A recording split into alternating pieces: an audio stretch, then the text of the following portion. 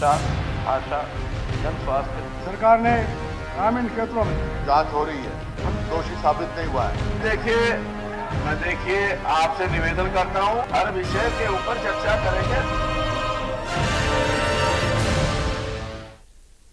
तो सीधे आपको विधानसभा लिए चलते हैं जहां कार्रवाई चल रही है। पिछले 2 साल से कोई फैसला इस पे उनको स्पेशल अलाउंस देने के बारे में सरकार ने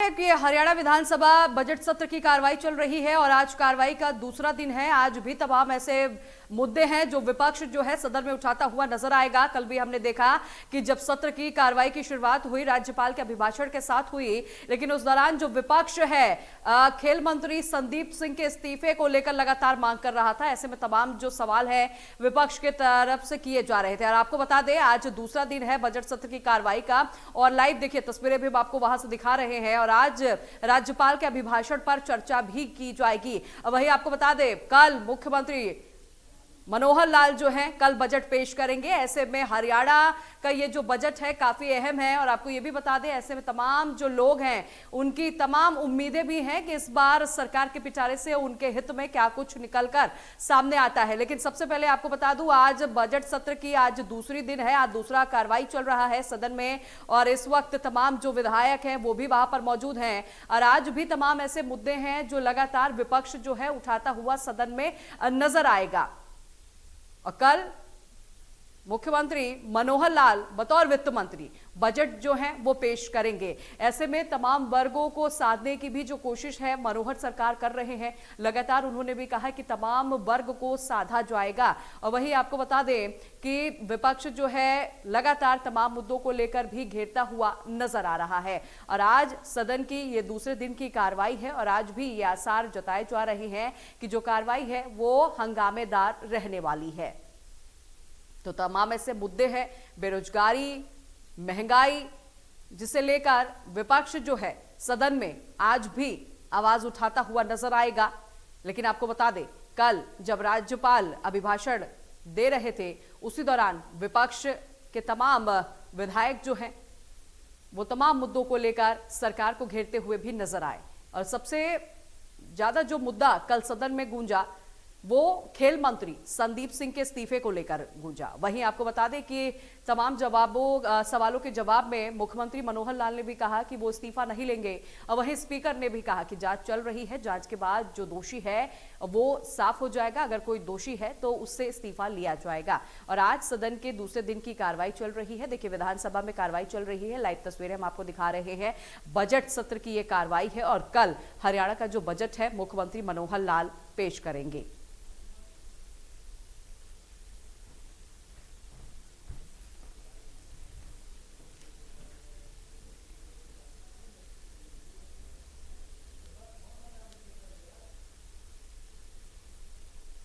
तो हरियाणा बजट 2023-24 के पहले दिन हंगामेदार रहे और आपको बता दें आज दूसरा दिन है सत्र की कार्रवाई का। आज भी तमाम जो मुद्दे हैं वो विपक्ष उठाता हुआ नजर आएगा।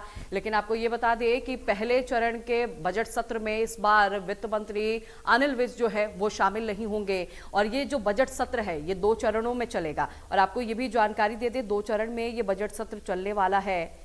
और ऐसे में तमाम मुद्दे हैं जिसे लेकर लगातार विपक्ष जो है सरकार को घेर रहा है।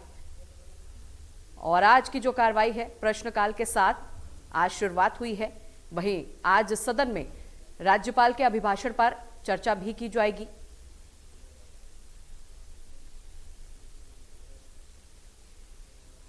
और वहीं कल पहला दिन था हरियाणा विधानसभा बजट सत्र के पहले दिन मंत्री संदीप सिंह पर जमकर हंगामा भी देखने को मिला। गवर्नर का अभिभाषण खत्म होते ही विपक्ष ने संदीप सिंह का इस्तीफा मांगना शुरू कर दिया। और वही बता दें विपक्षियों का हंगामा देख मुख्यमंत्री मनोहर लाल जो हैं उन्होंने भी जवाब दिया। उन्होंने कहा कि वो इस्तीफा नहीं लेंगे। सीएम ने कहा कि जांच चल रही है, विपक्ष के आरोप पर वो संदीप सिंह से इस्तीफा नहीं लेने वाले हैं। और आज सदन की कार्रवाई के दूसरा दिन है। आपको बता दें प्रश्नकाल के साथ कार्रवाई जो है वो शुरू हो चुकी है। राज्यपाल के अभिभाषण पर चर्चा भी हो रही है।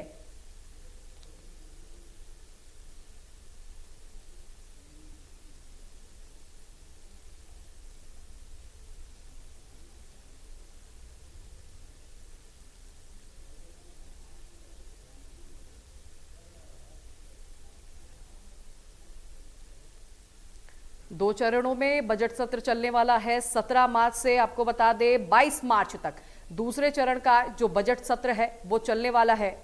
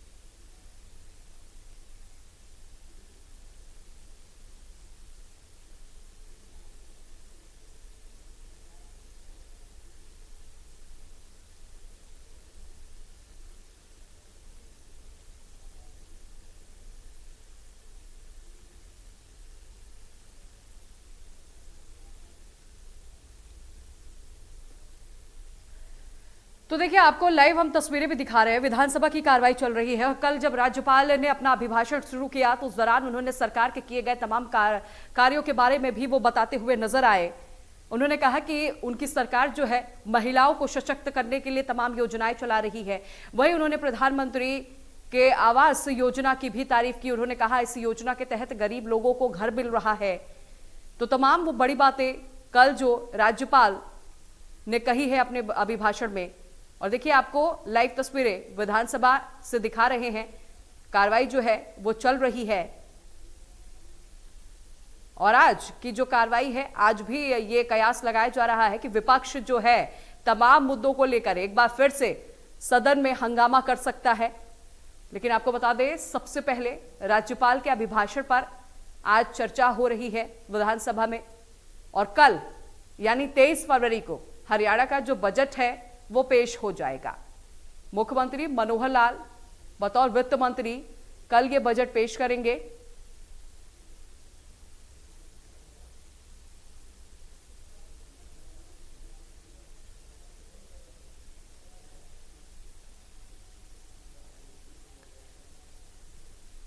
और वहीं आपको बता दें कि राज्यपाल ने अपने भाषण के दौरान कल कहा कि अमृतकाल में हरियाणा विधानसभा का ये पहला सत्र है। उन्होंने कहा कि मुख्यमंत्री अत्यंत्योदय परिवार उद्यान योजना शुरू की गई और इस योजना के जरिए गरीब परिवार को वार्षिक आय जो है 1,80,000 किए जाने का भी प्रयास किया गया। वहीं उन्होंने कहा कि अब तक 3 लाख से ज्यादा परिवारों को इस योजना का सीधे लाभ मिला है और वही स्वास्थ्य सुविधाएं जो है वो और बेहतर होंगी हरियाणा में। इसके बारे में भी कल राज्यपाल ने जिक्र किया है।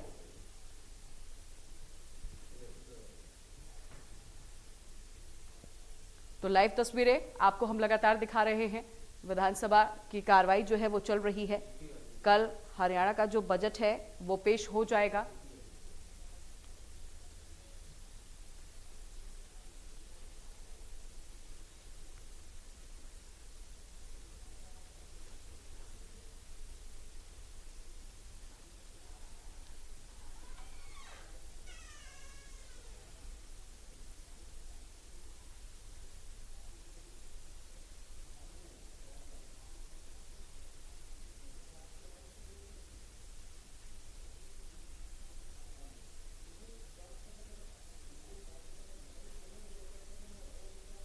तो विधानसभा की कार्रवाई चल रही है। लाइव तस्वीरें भी हम आपको दिखा रहे हैं। बजट जो है वो पेश हो जाएगा। देखिए लाइव तस्वीरें हम आपको दिखा रहे हैं। इस वक्त विधानसभा की कार्रवाई चल रही है। मुख्यमंत्री मनोहर लाल भी आपको नजर आ रहे हैं। तो आज भी सदन में विपक्ष जो है तमाम मुद्दे उठाएगा। राज्यपाल के अभिभाषण पर भी आज सदन में चर्चा होनी है। राज्यपाल ने अपने अभिभाषण में आपको बता दें सरकार के किए गए तमाम योजनाओं के बारे में उन्होंने विस्तार से कल बताया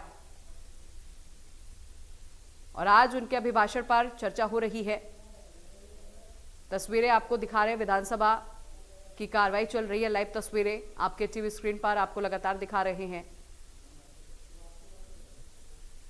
जितने भी प्रोजेक्ट्स प्रदेश में बनाए हैं उसके लिए लैंड खरीदी है और मैं इनको विश्वास दिलाता हूं कि नेशनल हाईवे 152 DB और पुराना जो हमारा नारनौल से लेकर नांगल चौधरी तक है, दोनों के ऊपर 500-500 एकड़ की 4 साइट्स हम पुटअप कर देंगे ये भूमि पर। जहां पर भी हमें 500 एकड़ जमीन कंसोलिडेट कर दे देंगे, हम पहला इंडस्ट्रियल टाउनशिप वहां पर बनाएंगे। उसके साथ साथ मैं माननीय सदस्य को बोलना चाहूंगा, जो बात इनने कही कि पीढ़ी दर पीढ़ी जमीन से जुड़ी है, सरकार की लैंड पूलिंग पॉलिसी आ चुकी है। अगर फार्मर्स 500 एकड़ के अंदर लैंड पूलिंग कर देना चाहे तो कॉस्ट प्रोपोर्शन के हिसाब से उनको भी उस इंडस्ट्रियल पार्क के अंदर हम टाउनशिप देने, उनको हिस्सेदारी देने को तैयार हैं। मुझे लगता है इससे बड़ी win win situation industrial area develop करने के लिए और फार्मर की जमीन में उसकी हिस्सेदारी जीवन भर बनी रहे, कोई भी हरियाणा प्रदेश में इतिहास में नहीं है। मेरा आज मौका है, माननीय सदस्य से आग्रह करूंगा कि माननीय सदस्य लगकर अगर अपने क्षेत्र के अंदर इंडस्ट्रियल टाउनशिप चाहते हैं तो सरकार का और ज्यादा सहयोग करने का काम करें। धन्यवाद करता हूं कि इन्होंने जो ऑफर दी है, और मैं आश्वासन देता हूं कि हमारी तरफ से पूरा इसमें सहयोग किया जाएगा। और जहां तक विकास की बात है, मैंने ये नहीं कहा कि सरकार विकास एक दिल्ली के आसपास करे, मैंने कहा इंडस्ट्री का विकास दिल्ली के आसपास हो रहा है और कंसंट्रेशन उसमें हो रहा है। उसका ज्यादा कंसंट्रेशन में ओवरबर्डन जब होता है तो उसकी दूसरी रिजल्टेंट प्रॉब्लम्स भी साथ आती हैं। तो मेरा निवेदन है कि जो पिछड़े क्षेत्र हैं उनमें विशेष इंडस्ट्रियल इंसेंटिव देकर वहां इंडस्ट्री की ग्रोथ सुनिश्चित की जाए। धन्यवाद। जय हिंद। Shri Aseem Goyal ji. Sir, question number 3। हाँ महोदय, शहरी स्थायी निकाय विभाग ने अपने online no dues certificate portal के माध्यम से सभी प्रकार के बकायों की अदायगी उपरांत नो ड्यूज सर्टिफिकेट जारी करने की ऑनलाइन प्रक्रिया बनाई है और पोर्टल दर्शाए गए बकाया कर फीस चार्जेज की अदायगी उपरांत नो ड्यूज सर्टिफिकेट स्वतः जारी हो जाता है। नो ड्यूज सर्टिफिकेट को स्थायी निकाय के अधिकारी द्वारा जारी करने का कोई प्रावधान नहीं है क्योंकि यह स्वतः जारी होता है। इसी प्रकार कोई भी नागरिक जो नो ड्यूज सर्टिफिकेट पोर्टल पर बकाया देय राशि का भुगतान करता है तो उसे नो ड्यूज सर्टिफिकेट प्राप्त हो जाता है, जो कि सरकार द्वारा संपत्ति के पंजीकरण के उद्देश्य के लिए आवश्यक किया हुआ है। राजस्व विभाग का वेब हेल्थ पोर्टल पूरी तरह से शहरी स्थायी निकाय विभाग के नो ड्यूज सर्टिफिकेट पोर्टल के साथ जुड़ा हुआ है। आदरणीय अध्यक्ष महोदय जी, मैं अगर अम्बाला शहर नगर निगम की बात करूं, आज से पहले जब से ये हमारे आयुक्त महोदय जो भी हैं, जितने भी आयुक्त रहे, उनके पास एक लिमिट जो है बनी हुई थी पुराने शहर की, उस नाते जो है एनडीसी जारी हो जाती थी। और आज तो देखिए, हम आपको लाइव तस्वीरें दिखा रहे हैं, बजट सत्र चल रहा है और आपको दिखा रहे हैं लाइव तस्वीरें। इस वक्त विधानसभा से लाइव है जहां आज राज्यपाल के अभिभाषण पर चर्चा हो रही है और आपको बता दें विपक्ष जो है तमाम सवाल जो है उठाते हुए भी नजर आ रहे हैं। तो लाइव तस्वीरें अब आपको दिखा रहे हैं, विधानसभा की लाइव तस्वीरें आप तक लगातार पहुंचा रहे हैं। बता दें कि तमाम जो मुद्दे हैं आज भी विपक्ष जो है उठाता हुआ नजर आ रहा है। मुख्यमंत्री मनोहर लाल भी बोलते हुए नजर आ रहे हैं और आपको बता दें आज सबसे पहले राज्यपाल के अभिभाषण पर ही चर्चा हो रही है। कल राज्यपाल ने अपने अभिभाषण में सरकार द्वारा किए गए कामों के बारे में भी उन्होंने बताया, उसी को लेकर आज विपक्ष जो है सवाल करता हुआ भी नजर आएगा। और वही बता दें कि कल 23 फरवरी यानी कल हरियाणा का जो बजट है वो भी पेश हो जाएगा। तो लाइव तस्वीरें आप देख रहे हैं, विधानसभा की कार्रवाई जो है वो जारी है, कार्रवाई चल रही है। तो लाइव तस्वीरें लगातार आप तक पहुंचा रहे हैं। मुख्यमंत्री मनोहर लाल कल पेश करेंगे हरियाणा का बजट। बजट सत्र का आज दूसरा दिन है। आज प्रश्नकाल से बजट की शुरुआत हुई है और सबसे पहले राज्यपाल के अभिभाषण पर चर्चा हुई है और लाइव देखिए कार्रवाई भी चल रही है। आपको तस्वीरें भी लाइव हम विधानसभा कार्रवाई की लगातार दिखा रहे हैं। आज दूसरा दिन है और आपको जानकारी दे दें, विधानसभा की कार्रवाई जो है 2 चरणों में चलनी है। दूसरा चरण जो है 17 मार्च से लेकर 22 मार्च तक चलने वाला है। लेकिन आपको यह भी जानकारी दे दें, पहले चरण में गृह मंत्री अनिल विज जो है वो शामिल नहीं होंगे, उनकी तबीयत नहीं ठीक है, इस वजह से वो पहले चरण में नहीं आएंगे। लेकिन बता दें दूसरे चरण में वो शामिल होंगे। तो लाइव तस्वीरें आपको लगातार दिखा, देखिए विपक्ष जो है हाथों में पोस्टर लिए हुए भी सदन में आपको नजर आ रहे हैं और कल बजट भी पेश हो जाएगा। लेकिन बजट पेश करने से पहले आपको यह भी बता दें, मुख्यमंत्री मनोहर लाल ने अपने तमाम विभागीय अधिकारियों के साथ उन्होंने बैठक भी की है, बजट को लेकर समीक्षा भी किया है। और कल जब वो हरियाणा का बजट पेश करेंगे तो ऐसे में तमाम जो तस्वीरें हैं वो भी साफ हो जाएंगी। तमाम वर्ग जो है अपने बारी का भी इंतजार करते हुए नजर आ रहे हैं, क्योंकि कल ये बजट पेश होगा। और आपको बता दें, आने वाले दिनों में चुनाव भी है। 1 अप्रैल 2022 से लेकर 16 फरवरी 2023 तक नगर निगम अम्बाला जारी में 3,555 नो ड्यूज सर्टिफिकेट इशू हुए हैं। और मैंने पहले बताया है कि ये सारा ऑटोमेटिक कर दिया गया है सिस्टम, और जिसका नो ड्यूज अगर ड्यूज नहीं है दे देता है तो तुरंत ऑटोमेटिकली उस पोर्टल के माध्यम से नो ड्यूज सर्टिफिकेट मिल जाता है। एक निवेदन करना चाहूंगा, जैसा मैंने पहले कहा कि जो नए आयुक्त महोदय आए हैं उन्होंने कहा कि मैं इस सीमा को नहीं मानता, और इसलिए इन्होंने भी जो मुझे नंबर बताए हैं 3,000 जो एनडीसीज हुई। तो लाइव तस्वीरें देखिए हम आपको लगातार दिखा रहे हैं। विधानसभा की कार्रवाई चल रही है और राज्यपाल के अभिभाषण पर चर्चा भी हो रही है। आपको बता दें, विपक्ष जो है राज्यपाल के दिए गए अभिभाषण पर चर्चा कर रहा है। तो बड़ी खबर आप तक लगातार पहुंचा रहे। बता दें, चंडीगढ़ से जहां हरियाणा कांग्रेस ने किया है प्रदर्शन, इस वक्त की बड़ी खबर चंडीगढ़ से आपको बता रहे, महंगाई, भ्रष्टाचार, बेरोजगारी के मुद्दे पर कांग्रेस का यह प्रदर्शन है। आपको जानकारी देते, सड़क पर हाथों में तख्ती लेकर प्रदर्शन कर रही है कांग्रेस। तमाम मुद्दों पर यह प्रदर्शन हो रहा है। भाई, प्रदर्शन में कांग्रेस के बड़े नेता भी शामिल हैं। बड़ी खबर आपको बता रहे, भूपेंद्र सिंह हुड्डा भी प्रदर्शन में शामिल हुए हैं। इस वक्त की बड़ी खबर, तमाम मुद्दों को लेकर कांग्रेस जो है प्रदर्शन कर रही है। चंडीगढ़ से इस वक्त की बड़ी खबर, हरियाणा कांग्रेस ने प्रदर्शन किया है। बता दें, महंगाई, भ्रष्टाचार, बेरोजगारी के मुद्दे पर तो ये प्रदर्शन कर चुके हैं। तो आपको तस्वीरें दिखा रहे, जिस दौरान ये कांग्रेस के तमाम जो विधायक हैं, कार्यकर्ता है, प्रदर्शन करते हुए नजर आ रहे थे। महंगाई, भ्रष्टाचार, बेरोजगारी के मुद्दे पर यह प्रदर्शन हुआ है। देखिए तस्वीरें भी हम आपको दिखा रहे हैं, जिस दौरान ये प्रदर्शन चल रहा था। तमाम मुद्दे जिसे लेकर सड़क पर कांग्रेस उतरी थी।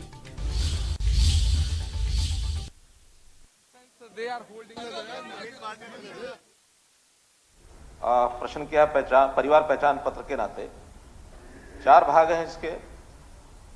मैं चाहूंगा कि ख भाग की बजाय पहले ख गए और गए, ख गए और घ, इन 3 का उत्तर मैं पहले देता हूं। ख में यह कहा कि यदि कोई एजेंसी इसकी पहचान के लिए बनाई गई है, सर्वे के लिए, तो उसके द्वारा सर्वेक्षण कराया गया है, उसमें उन योजनाओं से पात्र योग्य परिवार जो वंचित हो गए हैं। तो मेरा कहना है कि इसमें हमने कोई किसी एजेंसी से कोई काम नहीं कराया है। ये पूरा काम सरकारी तंत्र उसी के माध्यम से हुआ है। इसलिए जब कोई एजेंसी नहीं की गई है तो उसके बाद जो गए है, क्या उक्त एजेंसी द्वारा जमीनी स्तर पर सर्वेक्षण उचित ढंग से किया गया अथवा नहीं, इसलिए एजेंसी का कोई विषय नहीं है। इसी तरह चौथा जो भाग है कि क्या इस संबंध में सरकार ने कोई संज्ञान लिया, यदि हाँ तो उसका ब्यौरा, यानी जब एजेंसी से कराया ही नहीं गया तो इसलिए उसका कोई संज्ञान लेने का अर्थ नहीं। अब जो क भाग है उसमें आपने कहा है कि बहुत से परिवार पहचान पत्र के जो सर्वेक्षण के कारण से लाखों परिवार BPL ration card, Ayushman card, pension आदि सरकारी योजनाओं से वंचित हो गए। हमारा ये जो कार्यक्रम है ये हमने बहुत पहले, लगभग 2 साल पहले शुरू किया था, परिवारों की पहचान करना।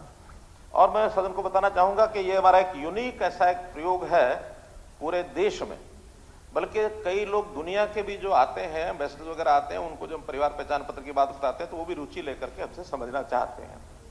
अभी तक सारे देश दुनिया में एक व्यक्ति, एक सिटीजन, उसकी पहचान आधार के नाते से तो बनाई गई है, प्रचलित है, वो हमारे यहाँ भी है, अमेरिका में भी है, सब जगह है। लेकिन हर समाज में परिवार एक इकाई है, तो इसको पहचान करके उसको चिन्हित किया जाए, उसकी एक आइडेंटिटी बनाई जाए। पहले हमने HRDB बनाया था, हरियाणा रेजिडेंट डाटाबेस, लेकिन किन्हीं कारणों से उसको वहां छोड़ करके, क्योंकि उसके साथ आधार जुड़ा था, बाद में बताया गया कि आधार को हम किसी से जबरदस्ती नहीं पूछ सकते। हमारे पास जिन सेवाओं में आधार है उसका उपयोग करेंगे, लेकिन कोई ना बताना चाहे ना बताए, अब उसको छोड़ करके फिर हमने परिवार पहचान पत्र बनाया। और इस परिवार पहचान पत्र के आधार पर आज 72 लाख परिवारों का डाटा हमारे पास है, जिसमें 2,87,00,000 सिटीजन्स ये उसमें है। ये ठीक है, उसमें भी अभी लगभग 2.5-3% अभी ऐसा है कि जिन्होंने सेल्फ डिक्लेयर करके हमको डाटा दिया है, लेकिन अभी उसकी साइंड परफॉर्मा जो हम करवाते हैं कि वो इससे सहमत है, उसमें अभी 3% के लोग लगभग बाकी हैं। बहुत लोग उसमें मिल भी नहीं रहे। उस समय परिवार पहचान पत्र बनवाया, हो सकता है माइग्रेटेड फैमिलीज हों, बाहर चले गए हों, नहीं मिले हों, लेकिन उसको हम कंप्लीट करके और वो पूरा करेंगे। लेकिन जिनका हमने डाटा करवाया है, उस आधार पर हमने जो बीपीएल की व्याख्या बोले, जो पहले 1,20,000 के बाद एक्सक्लूड हो जाते थे, by exclusion they were not BPL families, हमने उसको 1,80 किया, अर्थात 10,000 रुपया महीने के बजाय 15,000 रुपये महीने की आय का व्यक्ति वो बीपीएल माना जाएगा। इसलिए उसमें संख्या बढ़ी।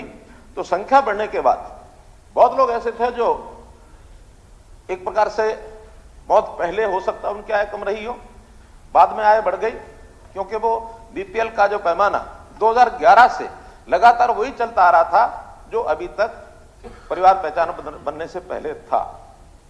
इसलिए उस सारे सर्वेक्षण में कुछ कट गए और कुछ नए बने।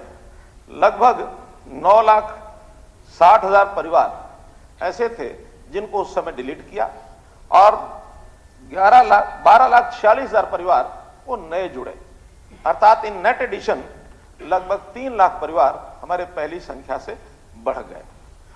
जो कटे हैं वो किन कारणों से कटे हैं उसकी जानकारी मैं दे देता हूं। 1,32,000 परिवार ऐसे निकले जो इनकम टैक्स रिटर्न भर रहे हैं, अर्थात इनकम टैक्स रिटर्न भरने वाला व्यक्ति वो साल का 1,80 से नीचे वाला नहीं हो सकता। उनकी इनकम टैक्स की रिटर्न आज भी उपलब्ध है कि कौन कितना टैक्स भरता है। तो इस नाते से वो 1,32,000 कटे हैं।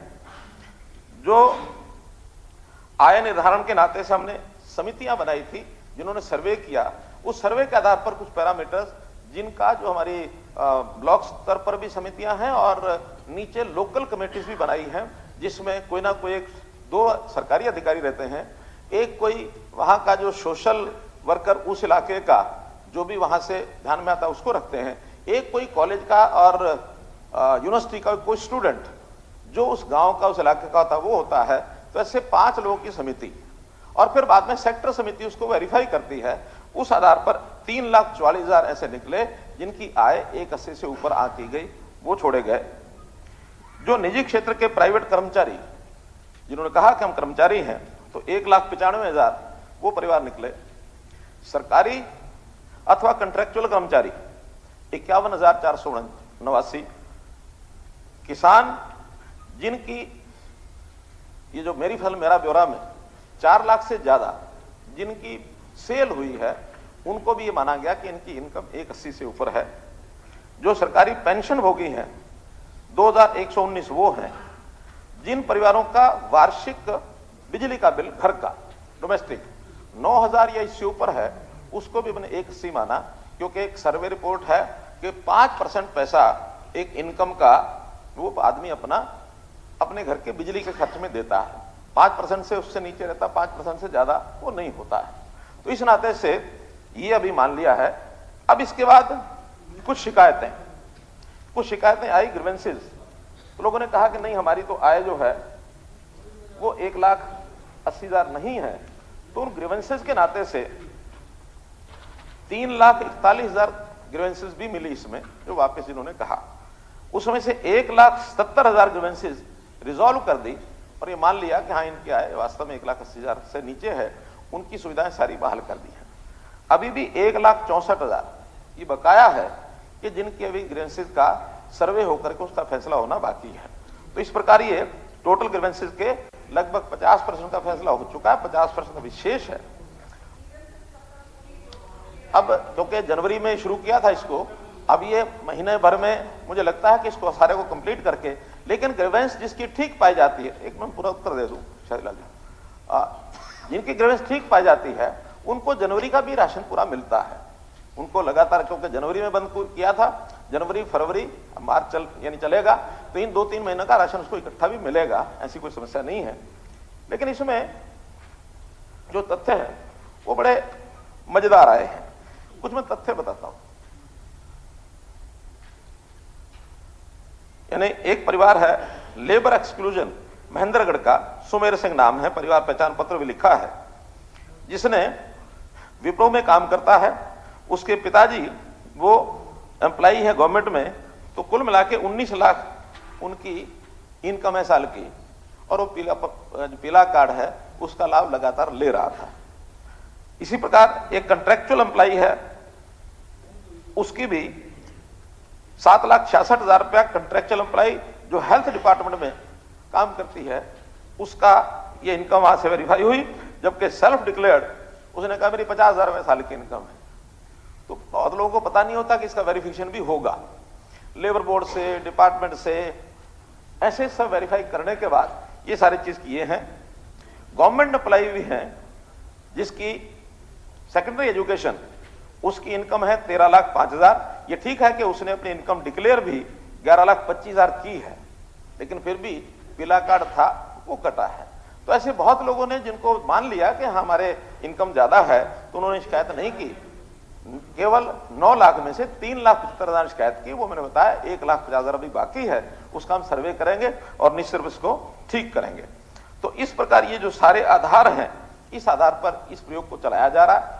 फिर भी क्योंकि एक नया प्रयोग है, इस नए प्रयोग में मैं कोई ऐसा दावा नहीं करता कि गलतियां नहीं हुई होंगी। गलती हुई है, उसको ठीक करना ही हमारा काम है। ठीक करने में लगातार ये ग्रीवेंसेस पोर्टल है, ये खुला रहेगा, और पोर्टल एक बहुत जानदार चीज है जो समाज को लाभ पहुंचा रही है। इस पोर्टल से कोई ना घबराए, इतनी मेरी बात करें। कुलदीप नहीं, उनका प्रश्न उनका है जी। धन्यवाद। नहीं, धन्यवाद मुख्यमंत्री जी। नहीं, मैं कह रहा हूँ पहले प्रश्न, स्पीकर सर, प्रश्न उनका, प्रश्न पहले उनका, पहले सप्लीमेंट्री।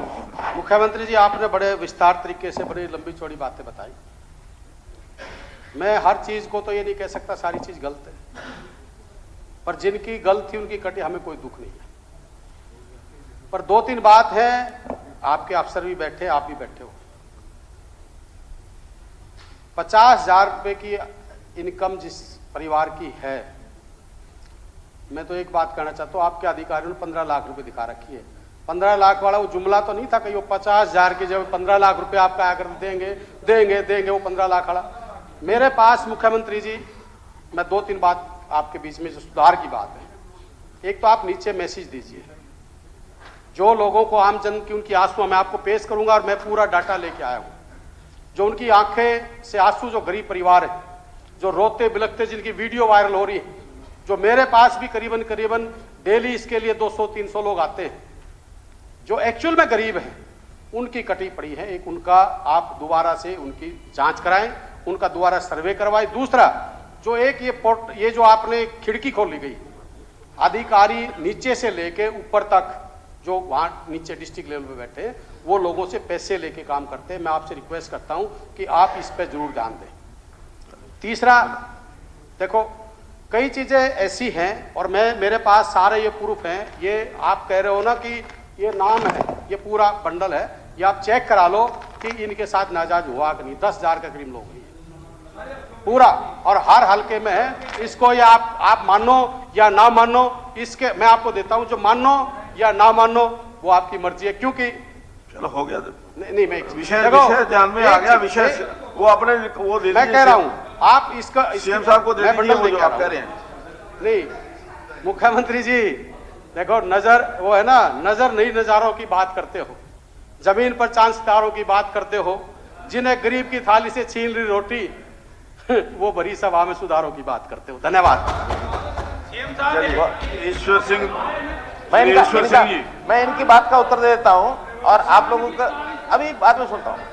अध्यक्ष महोदय, ये बात ठीक कही है। जैसे मैंने भी कहा कि शिकायतें नहीं होंगी, ऐसा मेरा बिल्कुल कहना नहीं है, लेकिन हमने कई जो उसके रास्ते खोले, मैं उसकी भी बात बता रहा हूं कि उसके लिए एक ग्रीवेंसेस पोर्टल बना हुआ है, उसके लिए कॉल सेंटर है, टेलीफोन नंबर दिए हैं। सुनिए, लेकिन मेरा कहना हो सकता उस पर भरोसा ना तो कंप्लेनेंट का हो सकता, क्योंकि वो कहता है तुरंत ठीक होना चाहिए, और विधायक हमारे जो प्रतिनिधि हैं वो भी कहते हैं कि हाँ वो तो काम नहीं करेगा, वो तो ये होगा वो होगा।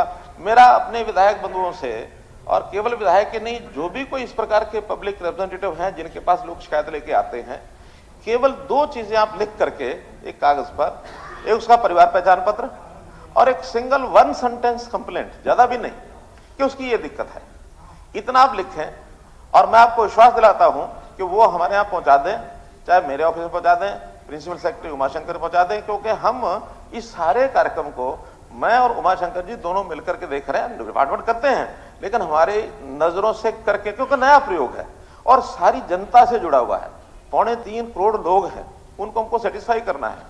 तो इस सेटिस्फेक्शन के लिए गंभीरता से हम काम कर रहे हैं। मैं फिर आपको आह्वान करता हूं कि आप चाहे हर सप्ताह अपनी फाइल, हर सप्ताह अपने फाइल कागज जैसे कुलदीप जी लेके आए हैं, ऐसा ला करके मेरे यहाँ भेज दीजिए या कार्यालय में भेज दीजिए। हम उनका सबका समाधान कराएंगे, किसी को छोड़ेंगे नहीं।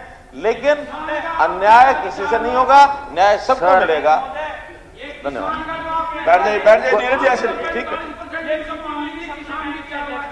एक इसमें और बताता हूँ, सीएम साहब ने कहा कोई लिख करके भेज दीजिए। एक मैं और बताता हूँ, सुनिए। एक सूचना और, ऐसे नहीं, एक सूचना, अरे सुनो, एक सूचना और दे रहा हूँ, एक सूचना और। बैठ जाइए। बहुत ऐसे नहीं, अरे सुनिए, आप बैठ जाइए। सुनिए। अरे सुन तो लो। अरे मैंने बोला है, मैं बता रहा हूं ना। अभी भी किसी को ये लगता है, अरे सुनो, अरे बहस करने का विषय नहीं, मैं स्वीकार कर रहा हूं, बता रहा हूं। कुंडू जी बैठ जाइए प्लीज। बता तो रहा हूं। देखिए, दो विषय ऐसे हैं इसमें, ईश्वर सिंह जी, दो विषय ऐसे हैं जिसमें विवाद हो सकता है। एक विषय किसान की 4 लाख रुपए की सेल के बाद वो कह सकता कि मेरी इनकम 180 नहीं है। अरे सुन लो, बता तो रहा हूं।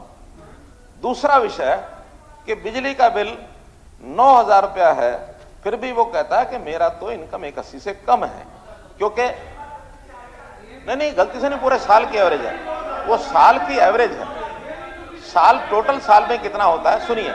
इसके बाद भी मेरे पास कंप्लेंट आई है, क्योंकि कंप्लेंट तो हम भी सुन रहे हैं। एक व्यक्ति कहता मैं तो अपनी घर में धोबी का काम है मेरा, अब धोबी का काम है तो मैं तो अपना कपड़े प्रेस करने के लगाता हूं, तो मेरा तो ज्यादा आएगा ही आएगा, मेरी इनकम तो इतनी है नहीं। बात बिल्कुल उसकी जायज है। मेरा कहना है कि ऐसी जो कंप्लेंट्स है, चाहे वो 9,000 वाली हो और चाहे किसान की हो, भाई चलिए, अभी तो डिपार्टमेंट, अभी ये मैं क्या कह रहा हूं, अभी तो एक फार्मूला मैंने आपको बताया, बनाया, लेकिन इसकी शिकायत है। अरे सुन लो ना, ऐसा बहस का विषय नहीं है, सर्वे कराएंगे। कुंडू जी प्लीज, अरे मेरी बात बैठ जाइए।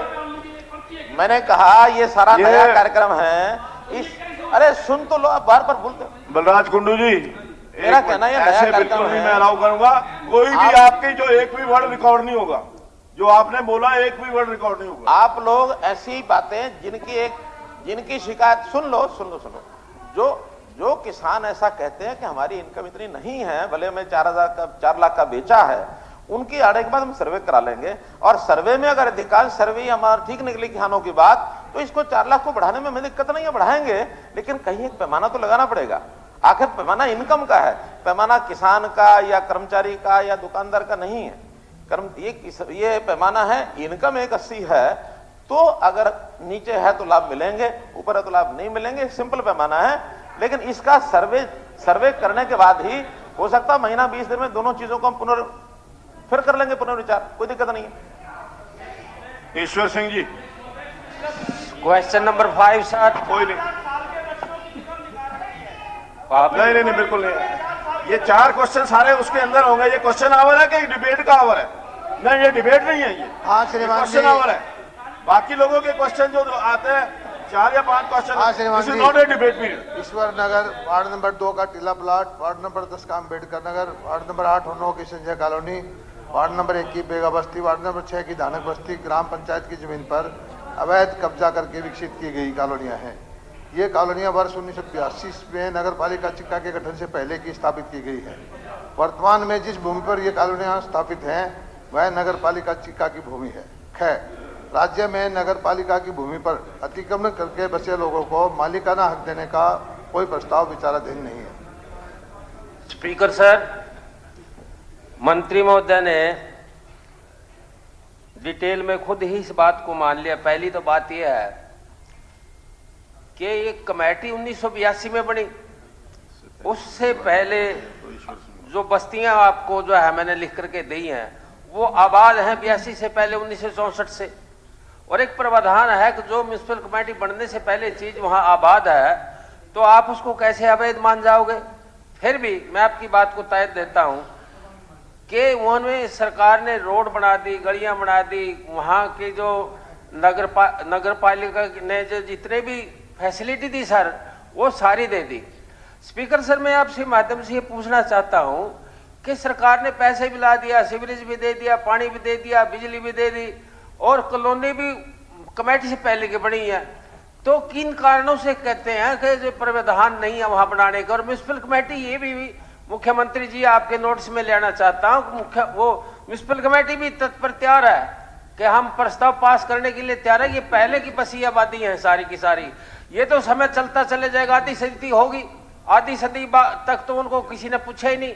अब भी आप कहते हो कि वो अवैध कॉलोनियां हैं, कमेटी बाद में आई, कॉलोनी पहले बस गई और उनको भी कहते हो ये अवैध कॉलोनियां, ये क्यों नहीं कमेटी यदि प्रस्ताव पास करती है तो मैं मंत्री महोदय से पूछना चाहता हूं क्या उनको अवैध किया जाएगा या नहीं। अध्यक्ष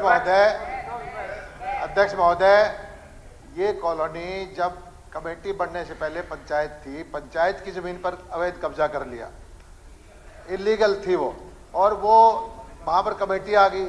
अभी भी वो सरकारी जमीन पे कब्जा है तो उसको अवैध करने का भी कोई प्रस्ताव विचाराधीन नहीं है, मैं बता चुका हूं। अभी क्योंकि सरकारी जमीन पे आपने कोई और कॉलोनी बनाई, उसकी तो हम पॉलिसी बना रखी है कि भी आपको उसको रेगुलाइज कर दे, डेवलप कर दे, लेकिन सरकारी जमीन पे कब्जा किए हुए बैठे हैं उसकी अभी कोई पॉलिसी नहीं है। मैं रिटर्न के अंदर जो है ना आपको सबूत देना चाहता हूं इस बात का। ये लेटर है मेरे पास 21/12/2004 का, और सरकार ने क्या लिखा कि पालिकाओं की भूमि पर अवैध रूप से काबिज लोगों को बेचने के बारे में हेडिंग लिख करके दिया, और इसके अंदर ये हवाला दिया 2004 में। आज 19 साल हो गए उन बातों को। उन्होंने कहा बेचने का कोई आदेश तो नहीं हुआ ना। हाँ जी, ये मैं लेटर तो वही मैं आपको दे रहा हूं ना, क्या कि उपरोक्त संपर्पित मामले में अवगत कराया जाता है कि सरकार द्वारा उक्त वर्णित क्षेत्र पत्र में नगरपालिकाओं की भूमि पर अवैध रूप से बसी कॉलोनियों में काबिज लोगों को कलेक्टर रेट पर पालिका भूमि बेचने के लिए हिदायत जारी की है। ये मैं आपको लेटर दे रहा हूं।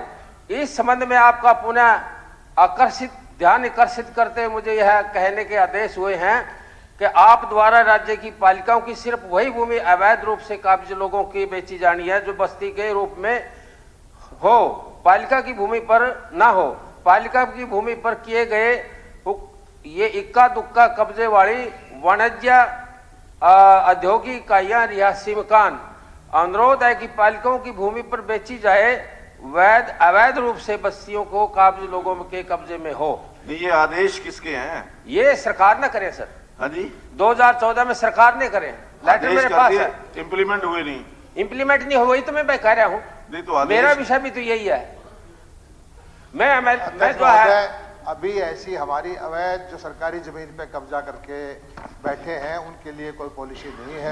ठीक, ये लो, जब पॉलिसी ऐसी कोई है, ये कॉपी ले लो। 2014 वाली जो थी ये जो चिट्ठी है वो सरकार भी चली गई और अध्ययन कर लेंगे। धन्यवाद। अध्ययन के अनाउंस ही कर दो ना, ये ऐसा है कि इस पे हम विचार कर सकते थे। सोचा था एक बार कि दुगनी रेट पे जो सर्कल रेट से दुगने रेट पे अगर ऐसी चीज है कोई विचार किया जा सकता है, उसकी पॉलिसी बनाने के बारे में विचार कर रहे हैं, लेकिन आज के दिन कोई पॉलिसी नहीं है।